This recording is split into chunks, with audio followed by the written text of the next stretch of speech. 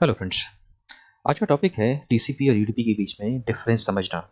सबसे पहले हम बात करेंगे जनरल वेज ऑफ वर्किंग की।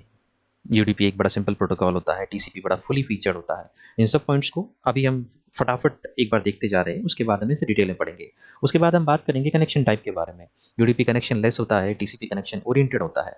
उसके बाद हम बात करेंगे रिलायबिलिटी की। टीसीपी रिलायबल होता है प्रोटोकॉल, यूडीपी नॉन रिलायबल होता है। उसके बाद हम फ्लो कंट्रोल की बात करेंगे। टीसीपी में फ्लो कंट्रोल होता है, बड़ा अच्छा खासा सिस्टम है। इस टीसी फ्लो कंट्रोल के ऊपर मैंने इसी चैनल पर एक डिटेल्ड इन डेप्थ वीडियो बना रखी है, आप चाहें तो उसे देख सकते हैं। यूडीपी के पास कोई फ्लो कंट्रोल नहीं होता। रीट्रांसमिशन की बात करें तो यूडीपी को पता ही नहीं है रीट्रांसमिशन किस बीमारी का नाम है। टीसीपी के पास रीट्रांसमिशन होता है, वो बिल्कुल सही तरीके से उसका इस्तेमाल करता है। एक्नॉलेजमेंट सिर्फ टीसीपी के पास होते हैं, यूडीपी के पास एक्नॉलेजमेंट जैसा कुछ होता नहीं है। आगे हम फ्रेगमेंटेशन के बारे में बात करेंगे। फ्रेगमेंटेशन कौन कैसा करता है ये हम डिटेल्स समझेंगे।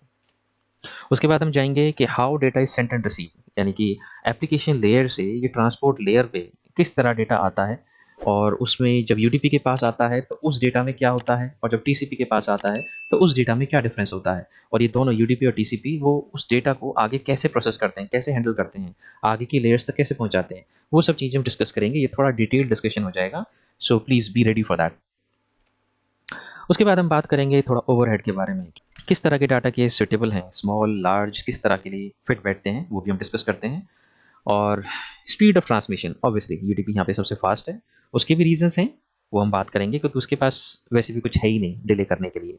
टीसीपी के पास काफ़ी कुछ है, काफ़ी रीजंस हैं जिसकी वजह से डिले होता है। यूडीपी के पास ऐसा कुछ नहीं है, इसीलिए यहाँ पे यूडीपी विंस ईजिली वाला सिचुएशन हो जाती है। और लास्ट में हम इसके बात करेंगे कि किस तरह की एप्लीकेशंस टीसीपी का यूज़ करती हैं, किस तरह की यूडीपी का यूज़ करती हैं। कुछ ऐसी एप्लीकेशंस होती हैं जो दोनों का यूज़ करती हैं, जैसे कि डीएनएस, वो भी हम समझेंगे। तो चलिए अब वीडियो को डीप डाइव मोड पर लगाते हैं और डिटेल समझते हैं वन बाय वन। सबसे पहले बात करते हैं कनेक्शन मेथड की।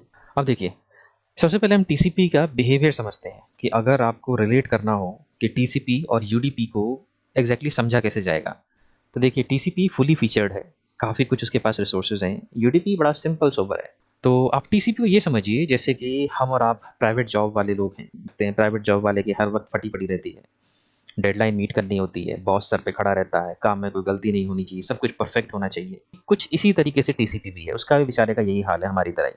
वहीं यूडीपी है, सरकारी बाबू हैं ये तो, बस ऑफिस आ गए टाइम पे वही मेहरबानी बहुत है। उसके बाद तो आपको पता ही है क्या होता है, छोटू चाय लाना, फाइलों में से धूल हटाना, और धीरे धीरे काम बढ़ाना, पूरा दिन किसी तरह यूटिलाइज करना। तो यूडीपी भी कुछ कुछ ऐसे ही काम करता है। टीसीपी जो होता है बिल्कुल hi fi tip top type का रहता है, उसके पास काफ़ी सारी फैसिलिटीज़ हैं, काफ़ी सारे टूल्स हैं। अगर फिल्मी अंदाज में बोलें तो टीसीपी अगर यूडीपी से बात करेगा तो किस तरह कहेगा, वो कहेगा आज मेरे पास कनेक्शन है, फ्लो कंट्रोल है, रीट्रांसमिशन है, तेरे पास क्या है। अब यूडीपी के पास कुछ हो तो बोले भी, इसलिए बेचारा यूडीपी तो यही कह देता है, हमारे पास आराम है, तुम्हारी तरह टेंशन नहीं ना लेते हम। एक नंबर का काम चोर है यूडीपी। रिलायबिलिटी की जरूरत हो, अरे एप्लीकेशन से पूछो भाई। रीट्रांसमिशन की जरूरत हो, एप्लीकेशन लेयर बताएगा। एक्नॉलेजमेंट वो का होता है, एप्लीकेशन से पूछिए। सबका जवाब एक ही है यूडीपी के पास कि हमें नहीं पता, आप एप्लीकेशन लेयर से जाके पूछो। अब देखिए, अगर टेक्निकल टर्म्स में बात करें, यूडीपी ना तो एरर करेक्शन प्रोवाइड करता है, ना सीक्वेंसिंग देता है, ना डुप्लीकेट एलिमिनेशन देता है, ना फ्लो कंट्रोल देता है, ना कंजेशन कंट्रोल देता है। हाँ, एरर डिटेक्शन इसके अंदर होता है। अगर हम कनेक्शन ओरिएंटेड पे आए तो देखिए, टीसीपी ये तो आपको पता ही है कनेक्शन ओरिएंटेड होता है। अब कनेक्शन ओरिएंटेड का बेसिकली मतलब क्या हो गया? कनेक्शन ओरिएंटेड का मतलब ये हो गया कि एक स्टार्ट कनेक्शन होगा और एक एंड कनेक्शन होगा। यहीं अगर हम यूडीपी की बात करें, कोई मतलब ही नहीं है, ना कोई कनेक्शन स्टार्ट होता है, ना कोई कनेक्शन टर्मिनेट होता है। अब स्टार्ट कनेक्शन और एंड कनेक्शन तो समझ में आ गया कि कनेक्शन स्टार्ट भी होना चाहिए, एंड भी होना चाहिए, पर किसके बीच में? देखिए, दो एंड पॉइंट्स के बीच में एक स्टार्ट होगा, एक एंड होगा। और एंड पॉइंट्स किस तरह के? बेसिकली दो एप्लीकेशंस के बीच में। एप्लीकेशंस कहाँ पर? जो एप्लीकेशन लेयर से कनेक्टेड होती हैं। तो दो एप्लीकेशंस के बीच में जब एक कम्युनिकेशन होगी, एक कनेक्शन एस्टेब्लिश होगा, डेटा एक्सचेंज करने से पहले वो एक दूसरे को समझेंगे, एक दूसरे का introduction, hi hello sort of thing. तो जैसा हमने डिस्कस किया, एग्जैक्टली दो एंड पॉइंट्स होते हैं जिनके बीच में ये टीसीपी कनेक्शन एस्टेब्लिश होता है। अब ये दो पॉइंट का मतलब सिर्फ यही नहीं है कि सिर्फ एक ही कनेक्शन चल रहा होगा, ऐसे हज़ारों कनेक्शन चल रहे होते हैं, लेकिन हर कनेक्शन में दो ही एंड पॉइंट होते हैं जो आपस में बात कर रहे होते हैं। यहाँ पर वन टू वन वाला फंडा होता है टीसीपी के अंदर, ये वन टू मैनी वगैरह या वन टू ऑल नहीं होता है।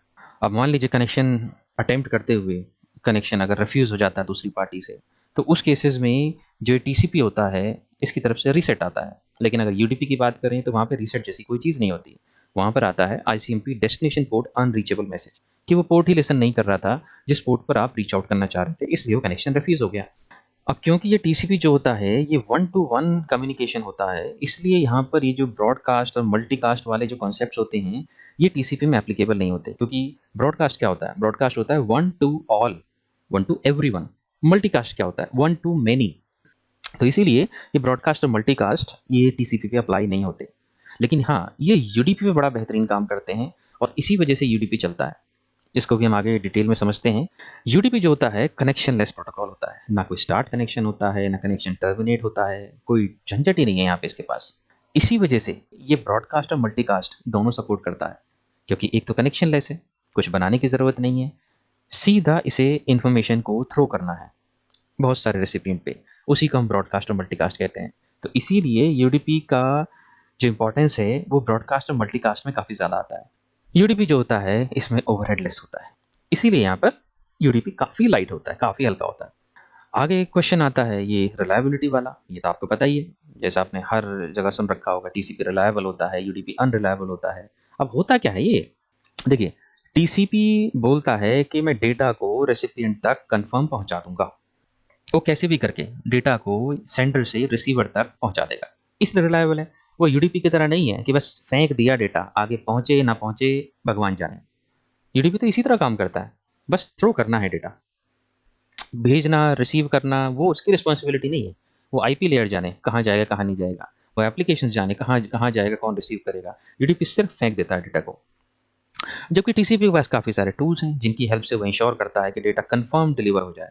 जैसे कि एक्नॉलेजमेंट्स आते हैं, अगर डिलीवर होता है एक्नॉलेजमेंट्स आते हैं, नहीं डिलीवर होता है कोई प्रॉब्लम होती है तो रीट्रांसमिशन होता है, कुछ अगर कंजेशन वगैरह या कुछ ऐसी प्रॉब्लम आती है तो कंजेशन कंट्रोल होता है, फ्लो कंट्रोल होता है अगर स्पीड का इशू है, सीक्वेंस नंबर होते हैं जिससे कि पता चलता है कौन सा डेटा रह गया उसे दोबारा भेजना है, कौन सा डेटा चला गया, ये सारी चीज़ें होती है। बेसिकली टीसीपी के पास बहुत कुछ है जिससे वो कंफर्म कर सकता है, इंश्योर कर सकता है कि हाँ भाई डेटा सही सलामत उस साइड पहुंच जाएगा।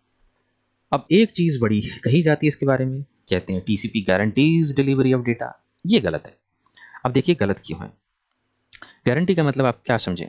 देखिए, अब जैसे यहाँ पर ये एक साइड है, ये सेंडर साइड है और ये यहाँ पर रिसीवर साइड है, ठीक है। अब गारंटी का मतलब ये है कि इसने ये पैकेट भेजा, मान लीजिए ये पैकेट भेजा, तो ये पैकेट टीसीपी बोलता है मैं 100% इस पैकेट को यहाँ पहुँचा दूंगा, ये मेरी गारंटी है।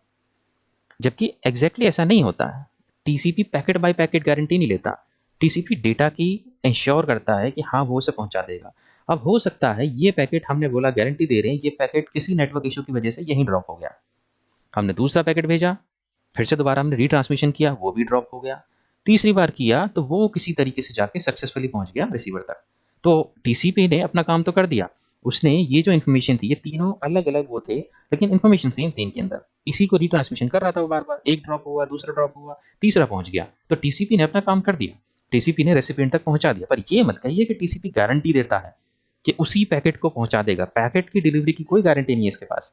ये पैकेट तो ड्रॉप हो गए ना, तो गारंटी कुछ नहीं है। गारंटी तो आज की डेट में इंसान की भी नहीं होती है, ये तो बेचारे पैकेट है। पर हाँ, गारंटी की अगर बात करी जाए तो टीसीपी एक चीज़ की गारंटी तो देता है, TCP never delivers data to the receiving application out of order. वो हमेशा, ये टीसीपी जो सेंडर साइड है ये डेटा को भेजेगा, और जो टीसीपी रिसीवर साइड है वो एप्लीकेशन को भेजने से पहले, वहाँ पहुँचाने से पहले उसको एक प्रॉपरली ऑर्डर सिस्टम में कर देगा, तभी जाकर वो एप्लीकेशन के पास भेजा जाएगा। जब तक प्रॉपर ऑर्डर में नहीं होगा, जब तक जैसे मान लीजिए 1 2 3 4 5 हैं, तो अगर 1 और 4 और 5 आ गए तो वो 2 और 3 का वेट करता रहेगा। जब तक 2 और 3 नहीं आएंगे तब तक 1 to 5 को वो आगे भेजेगा ही नहीं। जैसे ही वो 2 और 3 आ गए उसी के बाद वो 1 to 5 को आगे भेजेगा एप्लीकेशन के पास। तो इसीलिए हमेशा इन ऑर्डर डिलीवरी होती है, इस चीज़ की टीसीपी की गारंटी है। अब बात आई रीट्रांसमिशन की, तो यूडीपी का तो आपको जवाब पता ही है। रीट्रांसमिशन ये क्या होता है? उनका तो का मतलब है नहीं रीट्रांसमिशन से, उनका तो काम डेटा को फेंक देना है बस, गया तो गया, नहीं गया तो गया, उनकी टेंशन नहीं है। ये है यूडीपी, बड़े साधु संत आदमी है, इस मोह माया से इनका कोई लेना देना नहीं है। वहीं पे हमारा टीसीपी है, यस सर एब्सोल्युटली करेंगे रीट्रांसमिशन। अब रीट्रांसमिशन क्या है? यहाँ से ए साइड से हमने बी पैकेट भेजा, तो ये पैकेट जा रहा है, ठीक है। जब ये इस बी के पास पहुँच जाएगा तो बी की तरफ से एक ACK आएगा, अगर एक आ गया तो ए को पता चल जाएगा कि ये पैकेट वहाँ तक पहुँच गया है। अगर एक नहीं आया एक प्रॉपर टाइम के अंदर, जिसे हम RTO बोलते हैं, रिट्रांसमिशन टाइम आउट, अगर उसके अंदर, हम इसे एक्सप्लेन करेंगे डिटेल में बाद में, अगर इसके अंदर ये पैकेट का एक नहीं आया तो ये क्या समझेगा, ये समझेगा कि भाई ये पैकेट तो ड्रॉप हो गया। फिर वो क्या करेगा, इसी पैकेट को दोबारा भेज देगा। उसके बाद फिर वेट करेगा RTO के हिसाब से, जब वो आ जाएगा, अगर एक आ गया तो समझ गया कि भाई अब तो ठीक है, पैकेट पहुंच गया। नहीं आया तो फिर से रिट्रांसमिट करेगा। ये एक specific number of times retransmission करता है, उसके बाद ये भी छोड़ देता है। तो ये चीज़ होती है रिट्रांसमिशन। तो TCP ये चीज़ करता है, क्योंकि TCP एक बेसिस पे काम करता है। पैकेट गया है तो उसका एक आएगा कंफर्म करने के लिए कि हाँ भाई पैकेट पहुंच गया। UDP में ये फैसिलिटी नहीं होती है। अब पैकेट क्यों ड्रॉप होता है? पैकेट ड्रॉप होने के बहुत सारे रीज़न हो सकते हैं। Maybe MTU size large हो, maybe DF bit set कर रखी हो, एनेबल कर रखी हो, मे बी पैकेट खुद ही बहुत ज़्यादा लार्ज साइज़ में हो, मे बी हो सकता है कि बीच वाले जो राउटर्स हैं उनका MTU बहुत कम हो, इस वजह से ड्रॉप हो गया हो। रीजंस कई सारे हो सकते हैं जिसकी वजह से ये पैकेट ड्रॉप हो जाते हैं और वहाँ तक रिसीवर तक पहुँच ही नहीं पाते। कोई नेटवर्क कंजेशन रहा होगा, उस वजह से नहीं पहुँच पाया। नहीं पहुँचा तो जो रिसीवर साइड है उसने एक नहीं भेजा तो जो सेंडर साइड है उसको पता चल गया कि पैकेट कहीं ना कहीं ड्रॉप हो गया है, उस तक पहुंचा ही नहीं अभी तक, तो इसीलिए वो रिट्रांसमिशन कर देता है उसका। अब ये रहा retransmission time out. Retransmission time out में क्या होता है, देखिए जैसे मान लीजिए यहाँ से इस साइड से एक पैकेट भेजा ए ने, यहाँ से बी के पास पैकेट भेजा, तो जिस टाइम पे ए यहाँ से पैकेट भेज रहा है उसी के साथ साथ ये यहाँ पर एक RTO वैल्यू सेट इनिशिएट कर देगा। RTO टाइमर, रिट्रांसमिशन टाइमर, ये सेट कर देगा। तो यानी कि वो टाइमर स्टार्ट हो जाएगा, टिक टिक टिक टिक टिक टिक करके स्टार्ट हो जाएगा। यहाँ से पैकेट जा रहा है, ये RTO की एक डिफाइंड वैल्यू होती है जिसके अकॉर्डिंग वो वेट करता है। ये सेट होती है कि हाँ भाई यहाँ से यहाँ पहुँचने में इतना टाइम लगना चाहिए, यहाँ से यहाँ पहुँचने वापस आने में इतना टाइम लगना चाहिए, तब जाके पता चलेगा कि हाँ भाई पैकेट भी पहुँच गया, एक भी वापस आ गया, तो इतने टाइम में आ जाना चाहिए। तो उसी हिसाब से ये एग्री होता है। अगर उससे ज़्यादा लगता है तो इसका मतलब पैकेट नहीं पहुँचा, ड्रॉप हो गया कहीं पर, ये एज्यूम कर लिया जाता है और फिर दोबारा भेज दिया जाता है। तो RTO टाइमर में यहाँ से ये पैकेट गया इधर, और यहाँ से ये मैंने ऑलरेडी डिस्कस कर ही लिया कि अगर ऐप नहीं आती है विद इन दैट RTO, उस टाइम आउट के अंदर नहीं आती है, टाइम आउट हो जाता है, तो दोबारा से रिट्रांसमिट कर दिया जाएगा। ये नॉर्मल बिहेवियर है TCP का। तो इसीलिए रिट्रांसमिशन काफ़ी ज़्यादा इंपॉर्टेंट है, उससे हम काफ़ी चीज़ें कंट्रोल कर पाते हैं और हमारा फ्लो अच्छा रहता है, सब चलता रहता है बढ़िया। ये हमने ऑलरेडी डिस्कस कर लिया। फिर पैकेट ड्रॉप्स के ये सारे रीज़न होते हैं, MTU होता है, DF बिट होता है, राउटर का MTU होता है। तो ये सारी चीज़ें हम डिस्कस करेंगे जब हम TCP के और सारे ये डीप डाइव पार्ट्स बनाएंगे। पर आज का जो टॉपिक है वो सिर्फ TCP और UDP के बीच में डिफरेंसेस है।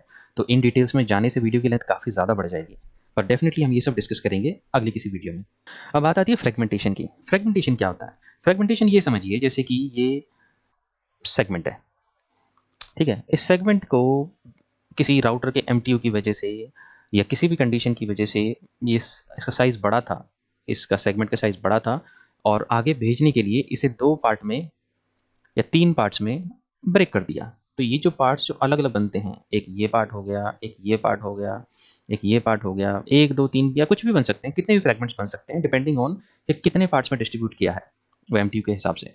तो उन सबको हम फ्रैगमेंट्स बोलते हैं। फ्रैगमेंट्स मतलब ब्रोकन पीसेस। जब एक प्रॉपर सेगमेंट के पीसेस हो जाते हैं, उसको तोड़ दिया जाता है, तो उसको हम फ्रेगमेंटेशन बोलते हैं। अब देखिए ये जो UDP और TCP होते हैं, इनको ये फ्रेगमेंटेशन को बिल्कुल अलग-अलग तरीके से डील करते हैं।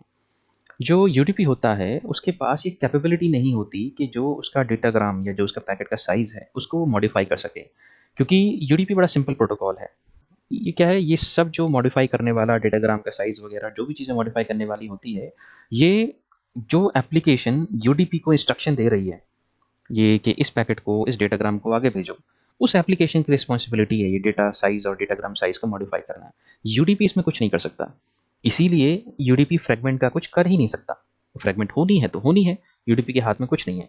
इसी जगह पे अगर हम TCP की बात करें तो TCP कर सकता है, क्योंकि TCP के पास टूल्स काफ़ी ज़्यादा होते हैं, काफ़ी ज़्यादा कैपेबल होता है। फ्रेगमेंटेशन में ये बड़ी खास बात होती है कि अगर मान लीजिए एक फ्रेगमेंट लॉस्ट हो गया तो सारा डेटाग्राम लॉस्ट हो जाता है। यहाँ पर वो सिस्टम नहीं है कि अगर एक फ्रेगमेंट लॉस्ट हो गया तो जी सिर्फ एक ही फ्रेगमेंट को रीसेंड कर दो, नहीं। वो ब्रोकन पीस था, अगर लॉस्ट हो गया तो there is no way to resend it again. तो पूरा डेटाग्राम भेजना पड़ता है, चाहे वो TCP हो चाहे वो UDP हो, दोनों के लिए वो सेम है। TCP थोड़ा सा बेटर है क्योंकि वो इन चीज़ों का आइडिया पहले से लगा लेता है कि फ्रेगमेंट, ये जो हम सेगमेंट भेज रहे हैं या ये जो डेटाग्राम भेज रहे हैं, ये आगे जाके फ्रेगमेंट होगा कि नहीं होगा, वो उस चीज़ का आइडिया लगा लेता है। वो हम डिस्कस करेंगे उसको कैसे पता चलता है। अब जिस कॉन्सेप्ट की हम बात कर रहे थे कि जिसकी वजह से जो TCP है वो फ्रेगमेंटेशन होने से रोक सकता है अपने पैकेट्स का, उसे बोलते हैं हम पाथ MTU। पाथ एमटीयू क्या होता है कि जैसे मान लीजिए यहाँ से ये एक ए पॉइंट है, ये सोर्स है, ये बी पॉइंट है, डेस्टिनेशन है, इसका कुछ एमटीयू रहा होगा, इसका भी कुछ एमटीयू रहा होगा, और इसके बीच में ये राउटर है, ये R1 है, ये R2 है, ये R3 है, ऐसे करके यहाँ पे राउटर्स वगैरह लगे हुए हैं। अब इसका एमटीयू है यानी कि सेंडर साइड है, ये रिसीवर साइड है, ठीक है। तो ये तो हो गया सेंडर रिसीवर का एमटीयू, लेकिन जब हम पाथ एमटीयू की बात करते हैं तो हमारे लिए इन राउटर्स का एमटीयू भी इंपॉर्टेंट हो जाता है, क्योंकि ये जो पैकेट है, हम यहाँ से पैकेट भेजेंगे, R1 के पास जाएगा, फिर R1 से R2, R3 और उसके बाद जाएगा ये R4 के पास, ये अपना डेस्टिनेशन के पास। तो हमारे लिए इनका एमटीयू भी मैटर करता है। तो पाथ एमटीयू के अंदर क्या होता है कि जो सेंडर से लेके डेस्टिनेशन के बीच तक सबका एमटीयू चेक किया जाता है, और जब हम पैकेट भेज रहे होते हैं तो उस पैकेट में जो एमटीयू सेट किया जाता है वो यहाँ से लेके, यहाँ से स्टार्ट होके और एंड तक, बिल्कुल जो लास्ट तक, यहाँ तक जो सबसे मिनिमम एमटीयू होता है वो एमटीयू उस पैकेट के अंदर डाल दिया जाता है। वो ऐसा क्यों करते हैं भाई? जब सबसे मिनिमम अगर एमटीयू डाल दिया, ऑब्वियस सी बात है वो पैकेट कहीं भी ड्रॉप होगा ही नहीं, क्योंकि पैकेट ड्रॉप होने का प्राइमरी रीज़न होता है एमटीयू साइज़। जब वो सबसे ही छोटा एमटीयू है तो वो तो हर राउटर से निकल जाएगा बाहर, कोई प्रॉब्लम ही नहीं है, ईजिली पहुंच जाएगा अपने डेस्टिनेशन के पास। तो ये टीसीपी जो होता है ये पाथ एमटीयू कॉन्सेप्ट को यूज़ करता है, लेकिन यूडीपी के पास ऐसा कोई कॉन्सेप्ट होता नहीं है। इसी वजह से जो साइज़ यहाँ से एक बार मिल गया, वो आंख बंद करके उस साइड को ऐसे भेजेगा, यहाँ पे फिर ऐसे जहाँ भी भेजना है, चाहे वो गिरे पड़े मरे कुछ भी हो, उसका उसका यूडीपी से उसको कोई लेना देना नहीं है। अब हम बात करते हैं फ्लो कंट्रोल के बारे में। अब देखिए, जब हम फ्लो कंट्रोल की बात करते हैं तो आप ये समझिए, जब हम डिफरेंस के ऊपर देखें तो टीसीपी में फ्लो कंट्रोल होता है, यूडीपी में कोई फ्लो कंट्रोल नहीं होता, तो यहाँ भी यूडीपी गायब है। अब फ्लो कंट्रोल एक्चुअल में होता क्या है? देखिए, इसके ऊपर मैंने टीसीपी फ्लो कंट्रोल नाम से डिटेल्ड इन डेप्थ वीडियो बना रखी है, आप चाहे तो उसे देख सकते हैं, और इस वीडियो में मैं हल्का सा आपको ओवरव्यू दे देता हूँ। देखिए, फ्लो कंट्रोल में क्या होता है कि जैसे मान लीजिए ये हमारा सेंडर है और ये हमारा रिसीवर है, ठीक है। हो सकता है कि इनकी अलग अलग कैपेबिलिटी हो, सेंडर जो हो हाई कैपेबल हो, मान लीजिए ये आपका पीसी है, ठीक है, इसका हाई डेटा फ्लो है, उसकी स्पीड और प्रोसेसिंग वगैरह सब कुछ ज़्यादा है। मान लीजिए रिसीवर है जिससे बात कर रहा है, ये आपका एक मोबाइल फ़ोन है, और मोबाइल फ़ोन भी लो एंड है, ठीक है, सस्ते वाला।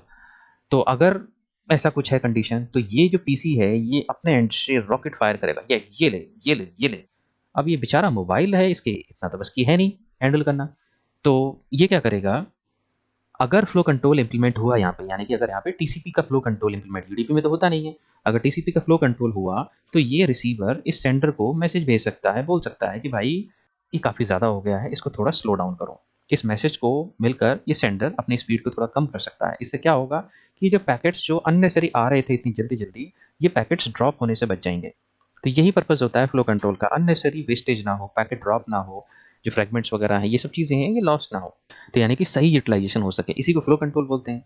अब यूडीपी में फ्लो कंट्रोल वाला कोई सिस्टम ही नहीं होता। यूडीपी में क्या होता है, ये सेंडर है, ये रिसीवर है। अब सेंडर रिसीवर से यूडीपी में क्या होता है, first come first serve basis होता है, यानी कि यहाँ से सेंडर से रिसीवर का पैकेट आ रहे हैं, ये रिसीवर अपनी जो एप्लीकेशन लेयर है, यहाँ से ये पैकेट कहाँ पर जाएगा, जब किसी भी सेंडर रिसीवर के पास आएगा तो वहाँ से उसके एप्लीकेशन के पास जाता है। एप्लीकेशन को जब पैकेट चाहिए होता है वो अपना अपने जो ट्रांसपोर्ट ले रहा है, यहाँ पे यूडीपी है, उससे बोलेगा कि भाई पैकेट भेजो, ठीक है। जब तक बोलेगा नहीं पैकेट भेजने के लिए, तब तक पैकेट वो अपने पास अपने क्यू में रखेगा, और क्यू में रखेगा तो क्यू की एक लिमिट होती है। अब एप्लीकेशन ने बोला नहीं, यानी कि मान लीजिए यहाँ पर 2 पैकेट 4 पैकेट रखे हुए मान लीजिए, एप्लीकेशन जब तक बोलेगा नहीं ये यूडीपी ये पैकेट उसके पास भेजेगा नहीं, ठीक है। यहाँ पे 4 थे, सेंडर ने 1 2 3 4 4 और भेज दिए, ये हो गए यहाँ पे 4, अब यहाँ पे 8 पैकेट हो गए, ये यहाँ पे भरे जा रहा है, एप्लीकेशन यहाँ से वापस नहीं ले रही, खाली करने के लिए बोल नहीं रही कि इस पैकेट को भेजो प्रोसेसिंग के लिए, कुछ भी रीज़न हो सकता है। तो इस चक्कर में क्या होता है, इस जो रिसीवर के पास है, ऐसे करते करते इसका बिल्कुल दम घुटने लगता है, पैकेट्स ही पैकेट्स भर जाते हैं और ये सेंडर भेजे जा रहा है भेजे जा रहा है। तो उस केस में क्या होता है कि अगर टीसीपी होता तो संभाल लेता, अब यहाँ पे यूडीपी है, यूडीपी के पास कोई तरीका ही नहीं है बोलने का कि इसको कम करो, मैं इतना नहीं झेल सकता, ये बहुत ज़्यादा पैकेट्स हैं, मेरी क्यू ओवरफ्लो हो रही है, ये सब बताने का यूडीपी के पास कोई मेथड ही नहीं है। क्यों? क्योंकि यूडीपी के पास इतना एक्सपोजर है ही नहीं, यूडीपी तो एप्लीकेशन के पे डिपेंड करता है कि एप्लीकेशन बोलेगी, एप्लीकेशन करेगी जो करना है, इतना सिंपल सिस्टम है उसका। तो इसी वजह से ये फ्लो कंट्रोल यूडीपी नहीं संभाल पाता, उसमें होता ही नहीं है फ्लो कंट्रोल। अब इसी की वजह से नेटवर्क कंजेशन आ जाता है भाई, जो इतने सारे पैकेट्स ये भर भर के आ रहे हैं, इस साइड में आ रहे हैं, और ये पैकेट्स वो संभाल नहीं पा रहा है, तो ये पैकेट कहाँ है, नेटवर्क को तो कंजेस्ट करेंगे। इसी वजह से स्पीड लेस होना, नेटवर्क जैम होना, ये सब चीज़ें जो होती हैं ये नेटवर्क कंजेशन की वजह से होती हैं। पैकेट ज़्यादा आ रहे हैं, उनका रिसीप्ट प्रॉपर नहीं हो पा रहा है, ठीक है, और जितने भी एक्सेस डेटाग्राम्स थे वो सारे डिस्कार्ड करे जा रहे हैं यूडीपी से। ये हमने जैसे डिस्कस किया, यूडीपी जो रिसीवर होता है फर्स्ट कम फर्स्ट सर्विसेज पे, जैसे हमने बात करी कि एप्लीकेशन एप्लीकेशन जो होती है वो यूडीपी से रिसीवर से मांगती है, जब भी उसे ज़रूरत होती है पैकेट्स की वो मांग लेती है। तो यूडीपी रिसीवर क्या होता है, वो फर्स्ट कम फर्स्ट सर्विस, जो पहले आया होता है पैकेट, उस पैकेट को पहले भेजता है एप्लीकेशन के पास, जो बाद में आया होता है उसे बाद में भेजता है, उसी ऑर्डर में जाता है। तो इसलिए पैकेट्स वेट करते रहते हैं क्यू में, इसी वजह से बफर ओवरफ्लो हो जाता है। ये हमने ऑलरेडी डिस्कस कर लिया कि UDP provides no flow control, होता ही नहीं है उसके पास, ऐसा कुछ मैकेनिज्म ही नहीं है, ठीक है। इसी वजह से कंजेशन इश्यूज होते हैं, जो हमने ऑलरेडी डिस्कस कर लिया। तो हम बात करेंगे कि यहाँ पर दोनों में, टीसीपी और यूडीपी में, जब डेटा सेंड होता है या रिसीव किया जाता है, रिसीव कहाँ से होगा, जब एप्लीकेशन लेयर से रिसीव हो रहा है, अगली पार्टी पे सेंड हो रहा है, तो ये सब चीज़ें, ये दोनों किस तरह हैंडल करते हैं वो हम यहाँ पे समझते हैं। देखिए, यूडीपी जो होता है वो मैसेज बेस्ड होता है, और टीसीपी जो होता है स्ट्रीम बेस्ड होता है। अब इसका मतलब क्या है, यहाँ पर यूडीपी में जब एक पैकेट बनता है, यहाँ पर एप्लीकेशन कुछ भी यहाँ पे एक इन्फॉर्मेशन देती है, जो भी डेटा देती है, उसका एक फिक्स साइज़ का एक यूडीपी डेटाग्राम बनता है, और एक टाइम पे एग्जैक्टली एक यूडीपी डेटाग्राम बनता है। यहाँ पे मान लीजिए ये एप्लीकेशन है, एप्लीकेशन ने यूडीपी का को जो इन्फॉर्मेशन दी वहाँ पर एक बार में, क्योंकि मैसेज बेस्ड है, ठीक है, एक मैसेज जितने में आ जाएगा उतने का एक डेटाग्राम बन गया, वो फिक्स साइज़ का। यूडीपी क्या करेगा, इसको सीधा आगे भेज देगा, कुछ टेंशन नहीं लेनी यहाँ पे, सीधा स्ट्रेट अप एक बना डेटाग्राम, फिक्स साइज का होगा, एग्जैक्टली एक ही डेटाग्राम बनता है, ठीक है, उसको यूडीपी आगे भेज देता है। यहाँ पे कोई टेंशन नहीं, सिर्फ अपना हेडर लगा लेता है यहाँ पे, ठीक है।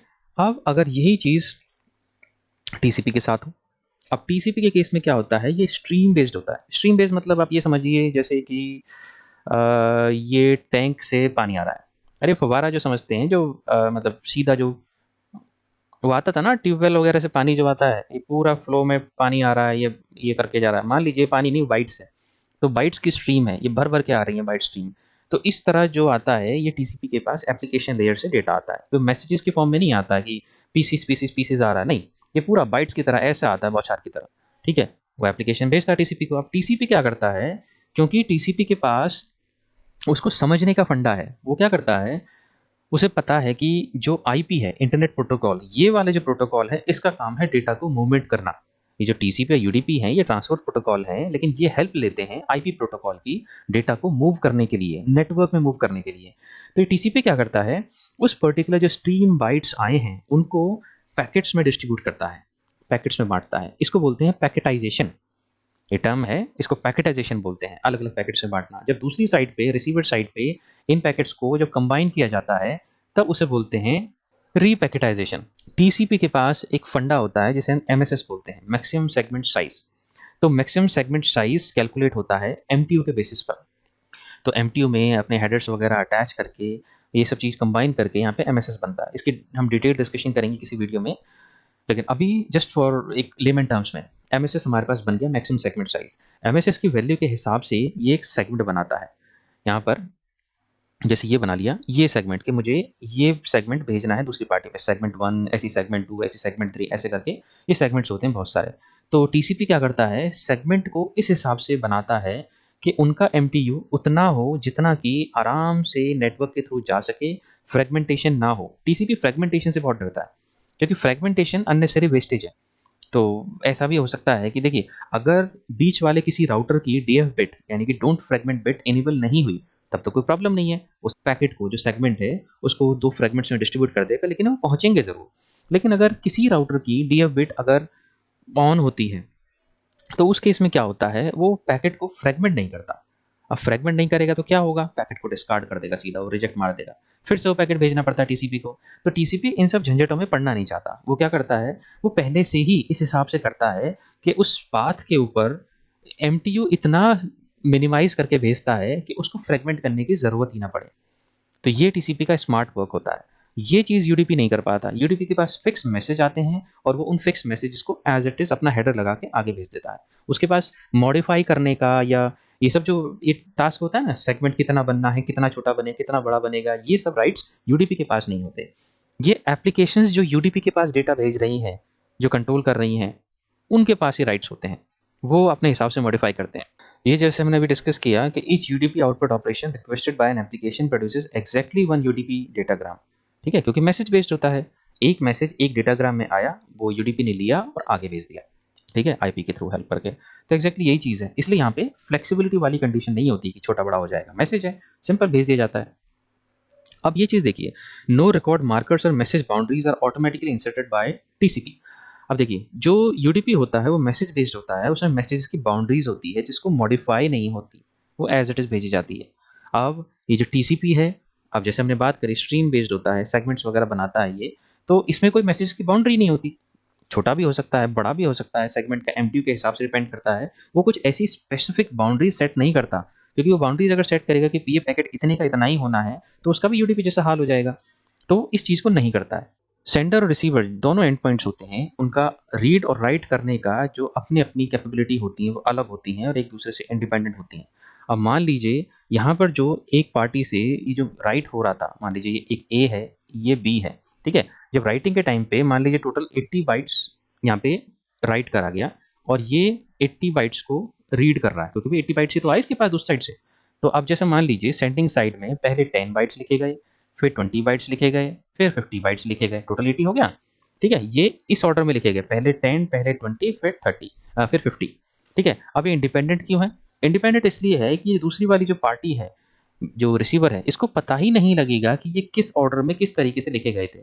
उसके पास 80 बाइट्स आए हैं, वो चाहे तो 40 बाइट्स के 2 करके रीड कर सकता है या 20 के 4 करके रीड कर सकता है, ये उसकी मर्जी है। ठीक है, तो यहाँ पर जो एंड पॉइंट्स होते हैं, ये जो फंडा, इसने टीसीपी ने मैसेज बाउंड्री सेट नहीं कर रखी। अगर मैसेज बाउंड्री सेट कर रखी होती तो क्या होता, यहाँ से 10 बाइट्स एक बार में भेजा है तो इधर भी पहले 10 बाइट्स करके ही पढ़ा जाएगा। यहाँ 20 बाइट्स भेजा है तो 20 बाइट्स करके ही पढ़ा जाएगा। ये सब यूडीपी के केस में होता है, ये टीसीपी केस में नहीं होता। टीसीपी केस में दोनों पार्टीज इंडिपेंडेंट होती हैं, अपने अपने रीड और राइट साइजेस होते हैं। ठीक है, आई होप यहाँ तक क्लियर हो गया होगा। अब ये भी बड़ा इंपॉर्टेंट पॉइंट है, ये टीसीपी होता है, जो कंटेंट आता है उसके बारे में टीसीपी को पता नहीं होता कि उसके अंदर किस टाइप का कंटेंट है। वो बाइनरी डेटा है, जैसा कि हमारा नॉर्मल 0 1 आता है, वो वाला डेटा है, एस्काई कैरेक्टर्स हैं, एब्स्ट्रिक्ट कैरेक्टर्स हैं, या फिर कुछ और ही बीमारी है। तो टीसीपी को इस चीज़ का पता नहीं होता कि कंटेंट एग्जैक्टली उसके अंदर है क्या। उसका काम सिर्फ कंटेंट को एक सेगमेंट की शेप देना और आगे भेज देना। ठीक है, ये वो काम प्रॉपरली कर लेता है, लेकिन अंदर नहीं घुसता ये कंटेंट्स के कि भेजा क्या जा रहा है एग्जैक्टली, उसको पढ़ूँ मैं, समझूँ मैं, नहीं, ये काम इसका नहीं, क्योंकि ट्रांसपोर्ट लेयर प्रोटोकॉल है, ट्रांसपोर्ट करना ही इसका काम है। यूडीपी इतना भी नहीं कर पाता। यही जो हमने बात करी, टीसीपी सेगमेंटेशन करता है, यूडीपी नहीं करता, क्योंकि यूडीपी की मैसेज की बाउंड्रीज होती है, वो मैसेज बेस्ड होता है, तो वो मैसेजेस को ऐसे कैसे भेज देता है। टीसीपी अपना सेगमेंटेशन करता है, प्रॉपर तरीके से सजा धजा कर एमटी के हिसाब से सेट करके, और तब जाके वो उसे आगे भेजता है। इसीलिए फ्रेगमेंटेशन कम होती है टीसीपी केस में, यूडीपी बेचारा फंस जाता है, मॉडिफाई कुछ होता नहीं है। ये बड़ी इंपॉर्टेंट चीज़ है। पहली बात तो ये जो चेकसम होता है, ये टीसीपी और यूडीपी दोनों ही लगाते हैं। एक चीज़ जो इंपॉर्टेंट आपको समझने की है, ये पॉइंट मैंने क्यों हाईलाइट किया, हाईलाइट इसलिए किया कि इंटरव्यूज में कई बार ये क्वेश्चन पूछा जाता है कि which types of packets are discarded in TCP without acknowledgement. देखिए, नॉर्मली क्या होता है, अगर पैकेट डिस्कार्ड हो रहा है तो एक्नॉलेजमेंट आनी चाहिए, उसका पता चलना चाहिए कि भाई ये वाला पैकेट डिस्कार्ड हो गया, आप दोबारा दूसरा भेजो। ठीक है, ये जो इनवैलिड चेकसम वाले पैकेट्स होते हैं, मतलब क्योंकि टीसीपी और यूडीपी दोनों ही अपना चेकसम लगाते हैं अपने हेडर्स पे, ठीक है, पता करने के लिए कि कुछ चेंज हुआ नहीं हुआ, कुछ गड़बड़ तो नहीं है, उससे पता लगाने के लिए। ठीक है, कुछ भी बिट्स की एरर हुई, या जब भी जैसे ट्रांसफर हो रहा है, तो भाई हैकर्स भी तो होते हैं, man in the middle attackers वगैरह ये सब होते हैं ना, तो चेंजेस की पॉसिबिलिटी होती है, ये कुछ ना कुछ चेंज कर सकते हैं। तो इसी वजह से दोनों साइड पे ये चेकसम लगाया जाता है। चेकसम इसलिए ताकि बिट एरर्स को पता कर सकें, 0 की 1 तो नहीं हो गई, 1 की 0 तो नहीं हो गई, मतलब कुछ चेंजेस तो नहीं आए। तो जब भी कोई सेगमेंट ऐसा आता है जिसमें इनवैलिड चेकसम होता है, तो उसको क्या होता है, टीसीपी सीधा डिस्कार्ड कर देता है और एक्नॉलेजमेंट भी नहीं भेजता डिस्कार्डेड पैकेट की। ठीक है, तो ये चीज़ थोड़ा सा आपको ध्यान रखनी चाहिए कि इस तरह के जो पैकेट होते हैं इनवैलिड चेकसम वाले, इसमें एक्नॉलेजमेंट नहीं भेजी जाती पैकेट डिस्कार्ड करने पे। अब बात आती है कि किस तरह की एप्लीकेशंस टीसीपी यूज़ करती हैं, किस तरह की यूडीपी यूज़ करती हैं, और किस तरह की कोई कोई ऐसी भी होती है जो दोनों यूज़ करती है। ठीक है, अब बात करते हैं। अब जैसे देखिए, मान लीजिए टीसीपी की कौन सी एप्लीकेशंस यूज़ करेंगे। टीसीपी की जो स्पेशलिटी है वो है रिलायबिलिटी। ठीक है, यानी कि बिल्कुल इंश्योर करना कि जो डेटा आपका जाएगा दूसरी साइड पक्का। ठीक है, अब गारंटी वर्ड यूज़ मत करना, रिलायबिलिटी। ठीक है, तो जहाँ पर रिलायबिलिटी की ज़रूरत है वहाँ टीसीपी यूज़ होगा। जहाँ पर डेटा ज़्यादा है, ह्यूज डेटा है, वहाँ पर टीसीपी यूज़ होगा। आप उस केसेस में जैसे ये प्रोटोकॉल्स हो गए ह्यूज डेटा रिलायबिलिटी के लिए, जैसे ये एफटीपी हो गया, क्यों? क्योंकि फाइल ट्रांसफर प्रोटोकॉल, फाइल्स भी भेजी जा रही हैं, ठीक है, डेटा भेजा जा रहा है, यहाँ पे चाहिए रिलायबिलिटी, टेलनेट है, सही कैरेक्टर जाना चाहिए, जो भी टाइप किया है, जो भी कमांड टाइप की है, एसएमटीपी है, मेल्स वगैरह सही जानी चाहिए, डीएनएस है, ये भी कनेक्शन रिकॉर्ड्स वगैरह सब प्रॉपर होने चाहिए, ऐसी एचटीटीपी हो गया, बीजीपी, आईआरएस, एनएफएस के लेटेस्ट वर्जन उनमें टीसीपी यूज होता है, ठीक है। अब यूडीपी की बात कहाँ आती है? यूडीपी की खास बात क्या है? यूडीपी की खास बात है क्योंकि वो सिंपल है, उसमें कुछ टीसीपी की तरह तामझाम नहीं है, नई तरह की फैसिलिटीज और टूल्स वगैरह ये कुछ नहीं है उसके अंदर। यूडीपी सिंपल सोबर है, उसकी स्पीड बहुत अच्छी है, वो काम भी वहीं पे आता है जहाँ पर स्पीड की ज़्यादा ज़रूरत होती है, जहाँ पर अगर एक दो पैकेट इधर उधर लॉस भी हो जाएं तो कोई खास फर्क नहीं पड़ता, ठीक है, ऐसी जगह पे काम आता है। ऐसी जगह कौन सी होती हैं? जैसे मल्टीमीडिया हो गया। अब जैसे मान लीजिए आप यूट्यूब पे कुछ देख रहे हैं, ठीक है, तो यूट्यूब पे देख रहे हैं तो वो एक तरह से ब्रॉडकास्ट हो रहा है या मल्टीकास्ट हो रहा है, भेजा जा रहा है कई सारी जगह पे, ठीक है। तो उसमें अगर मान लीजिए थोड़ा बहुत ब्लर वीडियो आ रहा है या कहीं कहीं पे पैकेट्स ब्लर हो रहे हैं या क्लियर नहीं दिख रहे हैं, पिक्सल्स वगैरह आ रहे हैं, तो है तो पैकेट लॉस ही, लेकिन फिर भी आ तो रहा है ना, वो एक इसका ट्रांसमिशन तो हुआ, वो डिलीवर हुआ पैकेट आपके पास, वो आया, आपने देखा, पूरा नहीं देख पाए वो बात अलग है, लेकिन प्रॉपर तरीके से जो वर्डिंग थी न्यूज़ एंकर की या जिस जो भी चीज़ आप देख रहे थे, वो वर्डिंग मैच कर रही थी कि हाँ उसी टाइम पे वीडियो आ रही है, उसी टाइम पर ये अपना ऑडियो आ रही है, तो वहाँ पर स्पीड की ज़्यादा ज़रूरत पड़ती है। अब मान लीजिए टीसीपी की तरफ बड़ी हाई क्वालिटी चीज़ आएगी, वीडियो ऐसी शानदार क्वालिटी आ रही है, लेकिन 1 मिनट बाद ऑडियो आ रही है, ठीक है? अभी इसने न्यूज़ में कुछ बोला और 1 मिनट बाद उसकी आवाज़ आ रही है, लिप सिंक पहले ही हो चुकी है, 1 मिनट बाद आवाज़ आ रही है, तो उस चीज़ का भी कोई फ़ायदा नहीं है। हर जगह हर चीज़ कामयाब नहीं होती है, ठीक है? तो अब यूडीपी जो होता है, वो स्पीड की बात करती है, ठीक है? ये जहाँ पे छोटा लेस डेटा होता है, वहाँ पर ये कामयाब रहती है। जो टीसीपी होता है, वो जहाँ पे ज़्यादा डेटा होता है, नॉर्मली वहाँ कामयाब होती है। यूडीपी छोटे डेटा के तौर पे, जैसे मल्टीकास्ट ब्रॉडकास्ट अभी जो एग्जांपल ले रहे थे यूट्यूब वाला, या फिर कुछ मूवीज ब्रॉडकास्ट हो रही हैं, या फिर जो ऑनलाइन शोज वगैरह वेब सीरीज वगैरह होती हैं, ठीक है, मल्टीमीडिया ब्रॉडकास्ट वगैरह, इन सब चीज़ों में ये काम करता है क्योंकि ये वन टू मैनी पे काम करता है। टीसीपी जो होता है वो वन टू वन पे काम करता है, ठीक है। तो अब इस तरह के प्रोटोकॉल्स कौन से होते हैं? इस तरह के हो गए जैसे मल्टीमीडिया एप्लीकेशंस हो गया, जैसे डीएनएस हो गया। ये जो डीएनएस है, ये दोनों तरीके से काम करता है। डीएनएस, टीसीपी और यूडीपी दोनों यूज करे जाते हैं डीएनएस के लिए, सेम डीएनएस का, लेकिन अलग अलग काम होता है। जैसे टीसीपी के लिए, टीसीपी के जब यूज करता है तो कहाँ पे यूज करता है? जोन ट्रांसफर के लिए, वो हम किसी वीडियो में आगे पढ़ेंगे अगर आपकी रिक्वेस्ट आई। और यूडीपी के लिए जब यूज करता है तो यूडीपी के लिए नॉर्मली रिकॉर्ड्स वगैरह के लिए, जैसे डीएनएस रिकॉर्ड्स वगैरह होते हैं, उन सब केसेस में ये यूज करता है, ठीक है। नॉर्मल अपनी फंक्शनिंग में यूडीपी और स्पेशल केसेस में टीसीपी को यूज करता है, ठीक है। तो जहाँ भी डेटा का साइज बढ़ जाता है वो हम आगे डिस्कशन करते हैं, लेकिन आप ये समझिए कि जो डीएनएस प्रोटोकॉल है वो एक परफेक्ट एग्जांपल है जहाँ पे टीसीपी और यूडीपी दोनों का यूज होता है, ठीक है। इसी तरह ये बूट पी है, जैसे ये हो गया बूट पी, डीएससीपी। अब आपको बताऊं ये बूट पी जो है ये इसी डीएससीपी का ही प्रेडिसेसर है, मतलब डीएससीपी को डीएससीपी नाम देने से पहले इसको बूट पी ही कहा जाता था, उसका पुराना नाम डीएससीपी का बूट पी है, ठीक है। जैसे टीएफटीपी हो गया, ठीक, टीएफटीपी, एसएनएमपी, आरआईपी, एनएफएस के पुराने वर्जन, जो लेटेस्ट वर्जन होते हैं वो टीसीपी सपोर्ट करते हैं, और जो पुराने वर्जन होते हैं वो ओल्डर वर्जन सपोर्ट करते हैं। नेट ट्रांसलेशन में ये यूडीपी यूज़ होता है। कैसे यूज़ होता है आपको ध्यान होगा, आपने अगर मेरी आईपीसेक वाली वीडियो देखी थी तो आपको पता होगा कि यूडी जब नेट ट्रांसलेशन की, नेट ट्रावर्सल की बात आती है तो यूडीपी 4500 का एक रैपर लगाया जाता है पैकेट्स के ऊपर, ईएसपी पैकेट्स के ऊपर, ठीक है। अगर आपने वीडियो नहीं देखी उसे देख लेना, काफ़ी डिटेल डिस्कशन हुई है उस पर।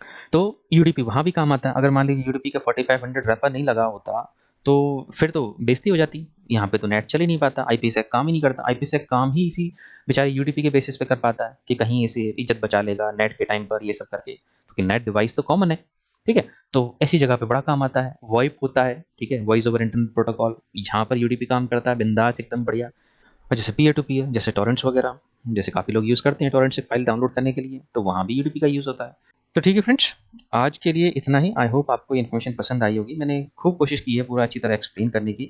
उम्मीद है आपकी सारी डाउट्स का, सारी कंसर्न्स वगैरह क्लियर हो गई होंगी। अगर फिर भी कुछ डाउट्स रह गई हैं तो आप कमेंट्स में लिख सकते हैं, मैं उनका आंसर देने की पूरी कोशिश करूँगा जैसे ही टाइम मिलता है। और हो सके तो इस वीडियो को अपने फ्रेंड्स में जो नेटवर्क इंजीनियर्स हैं या जो कम्पिटिटिव एग्जाम की तैयारी कर रहे हैं या जो कॉलेज स्टूडेंट्स हैं जिनके सब्जेक्ट्स वगैरह हैं कंप्यूटर साइंस वगैरह, आईटी, तो उनको ये वीडियो शेयर करें ताकि उनका भी ये नॉलेज बढ़े, उनके भी कॉन्सेप्ट्स क्लियर हों।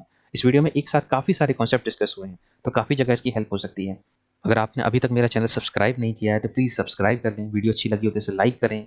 कुछ अगर समझ में नहीं आता है, कुछ पूछना चाहते हैं तो मुझसे कमेंट कर सकते हैं, मैं उसका रिप्लाई करूँगा। तो ठीक है फ्रेंड्स, अगली वीडियो में फिर मिलते हैं आपसे, तब तक के लिए thank you so much. You have a great day.